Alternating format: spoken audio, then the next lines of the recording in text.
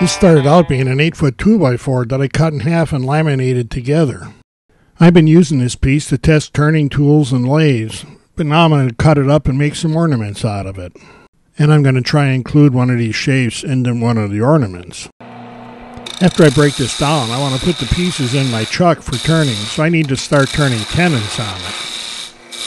After you do this for a while, you can pretty much eyeball a tenon, but I always keep a caliper around to check it to make sure. And I always shut off the lathe and let it stop before I check the tenon, because this is a good caliper and I don't want to bust it up. Next, I'm going to move the tool rest down a ways and cut another tenon. Later on, I'll cut all these pieces apart. I want to make each workpiece 3 or 4 inches longer than I need, so I have room to work on either end of an ornament before I actually part it off at a chuck. You can use a small saw to cut these pieces apart. It just takes a long time and it's not a lot of fun on the lathe. And this is the easier way. I use my parting tool to make a cut behind the tenon, and I left the piece in the center. It's about 3/4 of an inch in diameter. It's easy to saw that off, and we get a nice clean piece to put in the truck. Now I can start working the shape into this piece. This is a 1/2-inch spindle gouge that I keep pretty sharp, and I use it for just about everything these days at the lathe. I want to make a thin spire on this end, so I'm just going to start working this end down. We don't want to get in a hurry and put a lot of pressure on the piece when we're doing this, especially when we start getting the piece thinned out. Throughout this process, I try and keep the bevel rubbing so I get the best surface I can right off of the tool. This is going to be one of the last deep cuts I can take, because there's not going to be enough material left to support much pressure.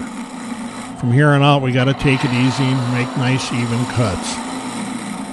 And on this last cut, you notice I almost take too much material off. As I start down the face, I can see I'm taking too much material, so I roll the tool out, smooth this cut off, and then run out to the end and taper it. This is actually what I wanted. I just got to it a little sooner than I planned on. I'm done shaping this part of it, so I can go ahead and do the sanding on this piece and get that done before we move on. I do the shaping and sanding in stages so we can leave a lot of material at the truck and keep the piece as stable as possible as we work. And yes, I try and do all of the sanding in those stages. This is a 320 grit foam block, and I'll take each stage down to 320 grit as I go along. After I finish sanding that part, I can move the tool rest over and set it up for cutting the next shape. We have to remember, when we get closer to the chuck, we're going to have to make a big V in this piece, so we got room to get the tool in to finish off the piece we want to part off, and still to be able to do this safely. I've already decided to make the top part of this ornament a simple ball, so I can rough that shape in as I'm cutting away the material near the chuck. As I get closer to the shape I want, I'll start carrying the cut further down so I can open up the V cut and finish off the top of the ornament and still leave some of it connected to the chuck. Before I take this connector to the waist section down too thin, I'm going to go ahead and sand the rounded portion of this ornament right now. Leaving a good amount of material connecting this piece to the chuck will let me lean on the sanding a little bit to finish shaping this piece. If you notice, I left a flat around the outside of the ornament. It's only 3/8 of a 1/2 inch wide, but as you'll see, as soon as I start sanding, it disappears and the ornament goes nice and round. I don't know if this is considered cheating or not, but it works, so I don't care.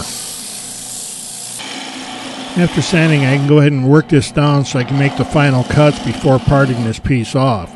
I'll be able to sand one final time right at the area where I'm working now. Then the remaining sanding will be in a very small area, and we'll do that by hand to finish it up. I can still sand the ornament, but I have to be very light and stay away from the end. Here I've laid a sharp skew chisel on the tool rest and just turned the piece by hand to slice off the ornament. I'm using an awl to poke a little pilot hole in the end of the ornament where we just parted it off, and then screw in a little screw eye for hanging it up. We're also going to hang the piece up for painting on that screw eye, so we'll wind up painting the eye at the same time. After the final sanding and cleaning with a tack rag, I start applying light coats of paint. This is relatively fast drying paint from the home center, and it works good.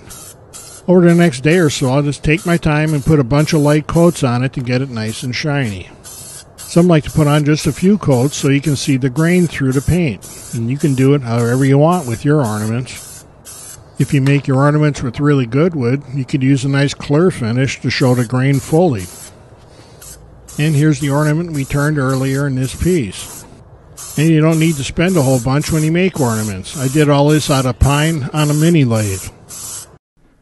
And so if you've got scraps of just about any kind of wood, and you have just about any kind of lathe, you can make ornaments of just about any kind of shape to give to just about anybody as a gift to use in your own home or maybe even sell. And best of all, you don't need a bunch of money. You just need a little time and a little creativity.